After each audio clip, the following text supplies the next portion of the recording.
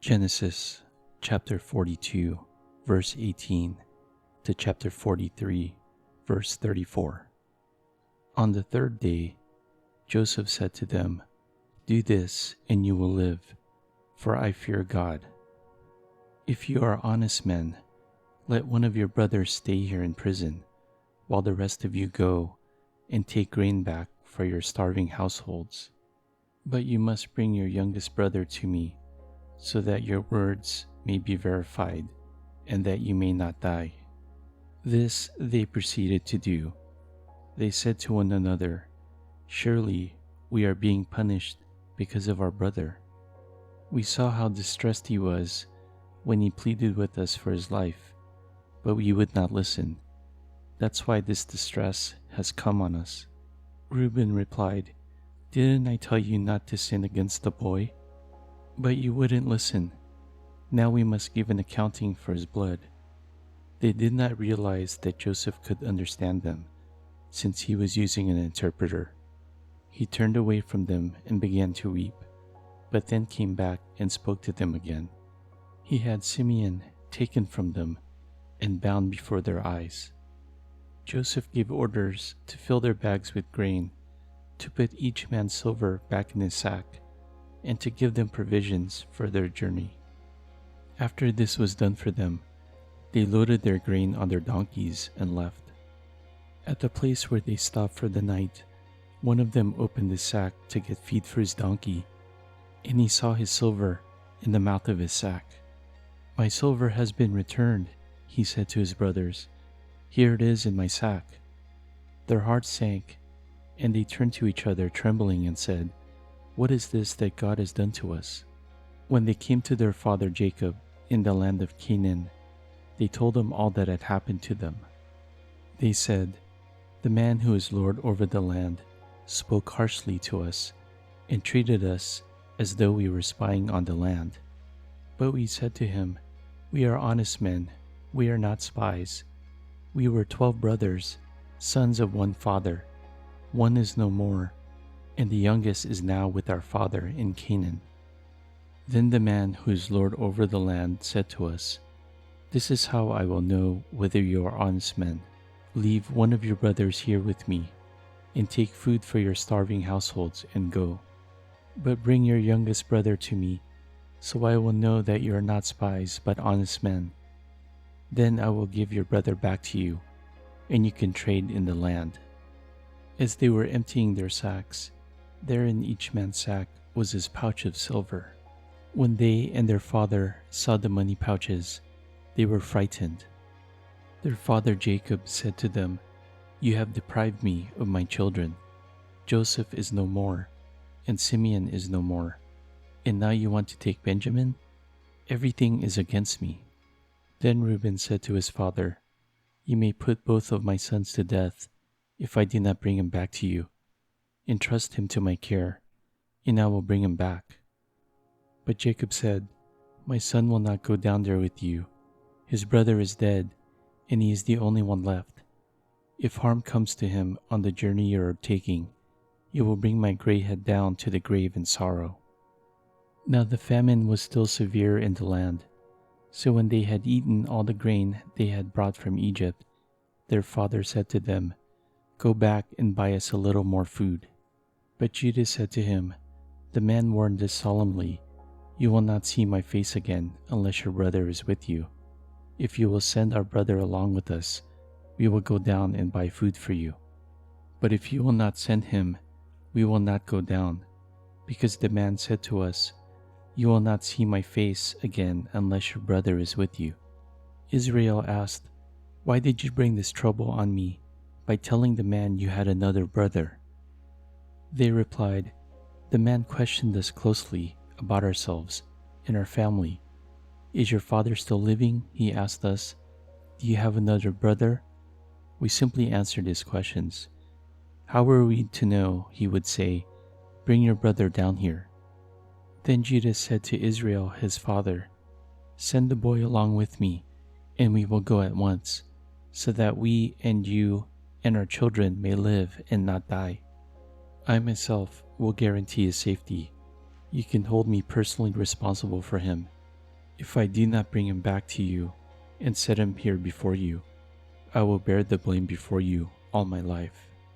As it is, if we had not delayed, we could have gone and returned twice." Then their father Israel said to them, "If it must be, then do this. Put some of the best products of the land in your bags, and take them down to the man as a gift: a little balm and a little honey, some spices and myrrh, some pistachio nuts and almonds. Take double the amount of silver with you, for you must return the silver that was put back into the mouths of your sacks. Perhaps it was a mistake. Take your brother also, and go back to the man at once.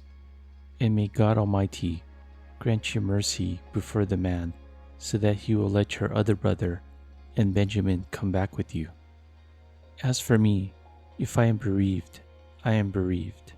So the men took the gifts and double the amount of silver, and Benjamin also.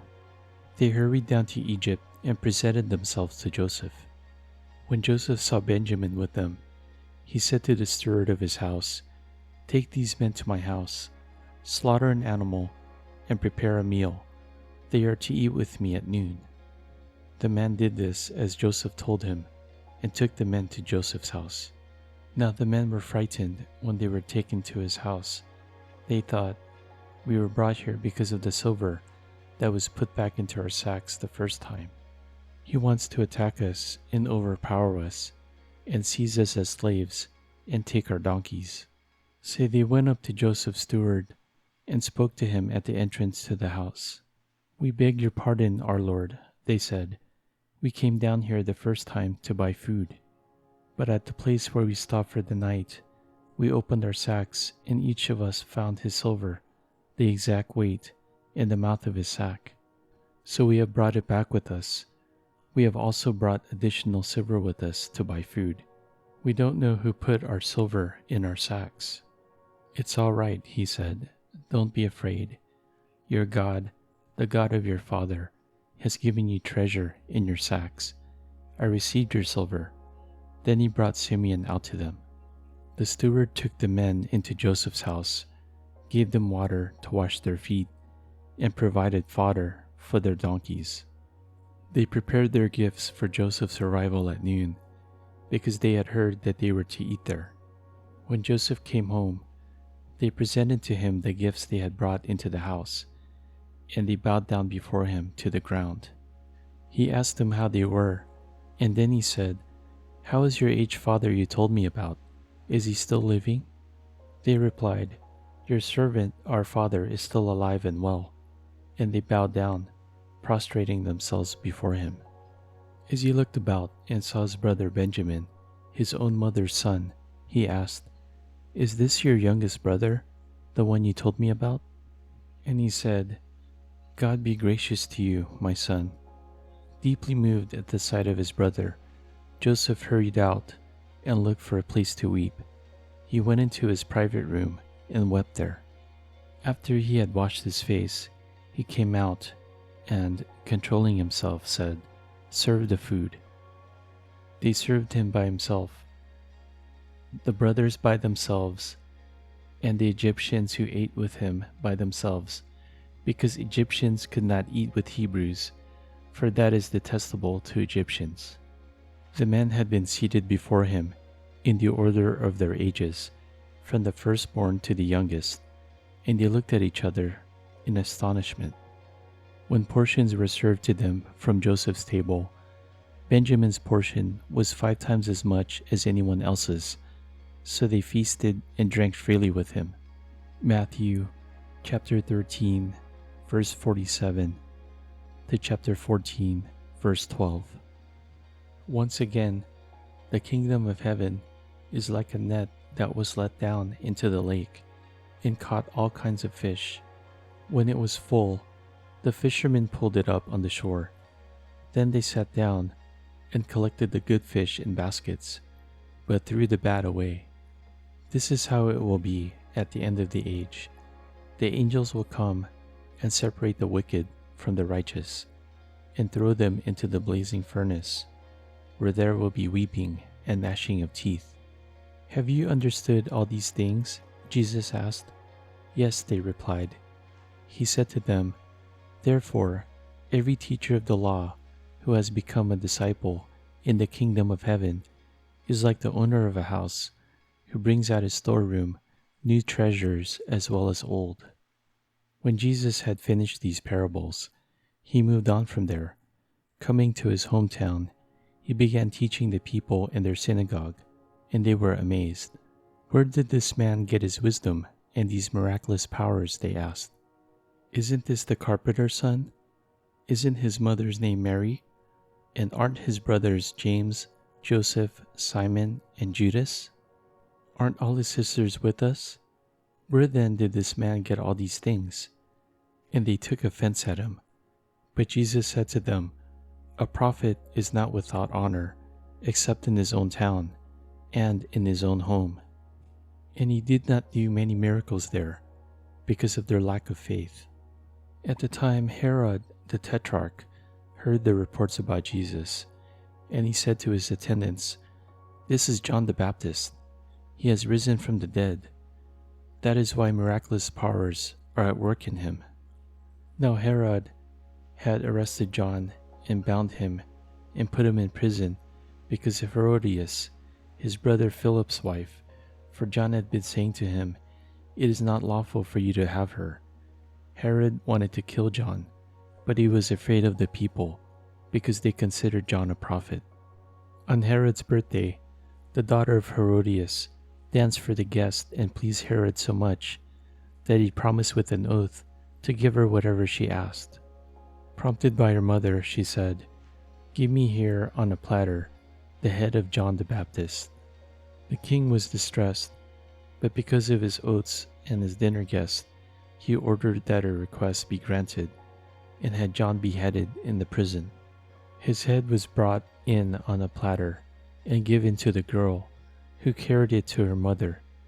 John's disciples came and took his body and buried it. Then they went and told Jesus. Psalm chapter 18, verse 16 to 36. He reached down from on high and took hold of me. He drew me out of deep waters. He rescued me from my powerful enemy, from my foes who were too strong for me. They confronted me in the day of my disaster, but the Lord was my support. He brought me out into a spacious place. He rescued me because he delighted in me. The Lord has dealt with me according to my righteousness. According to the cleanness of my hands, he has rewarded me. For I have kept the ways of the Lord. I am not guilty of turning from my God. All his laws are before me. I have not turned away from his decrees. I have been blameless before him and have kept myself from sin. The Lord has rewarded me according to my righteousness, according to the cleanness of my hands in his sight. To the faithful, you show yourself faithful. To the blameless, you show yourself blameless. To the pure, you show yourself pure. But to the devious, you show yourself shrewd. You save the humble, but bring low those whose eyes are haughty. You, Lord, keep my lamp burning. My God turns my darkness into light. With your help, I can advance against the troop. With my God, I can scale a wall. As for God, his way is perfect. The Lord's word is flawless. He shields all who take refuge in him. For who is God besides the Lord? And who is the rock except our God? It is God who arms me with strength and keeps my way secure. He makes my feet like the feet of a deer. He causes me to stand on the heights. He trains my hands for battle. My arms can bend a bow of bronze. You make your saving help my shield, and your right hand sustains me. Your help has made me great. You provide a broad path for my feet, so that my ankles do not give way. Proverbs chapter 4, verse 7 to 10. The beginning of wisdom is this: get wisdom. Though it cost all you have, get understanding. Cherish her, and she will exalt you, Embrace her, and she will honor you. She will give you a garland to grace your head and present you with a glorious crown. Listen, my son, accept what I say, and the years of your life will be many.